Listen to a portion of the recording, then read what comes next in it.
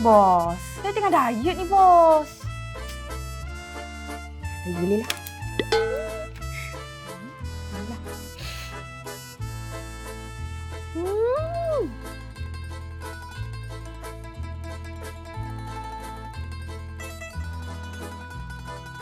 Habis tu, dia nak jadi apa? Nak jadi batu bola batu petangkup? Mandang kau dorang makan dia.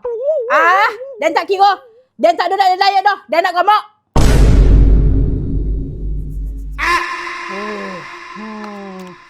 Marvelous. Sedap kau, Kak?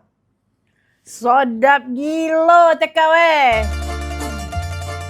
Jadi, korang semua dekat vendor Mak Jenny nanti akan ada lebih banyak lagi makanan-makanan yang viral, sedap dan menarik. Jangan lupa datang ke showroom Mak Jenny tak lama lagi. Yang nak jadi vendor, kontak kita sekarang.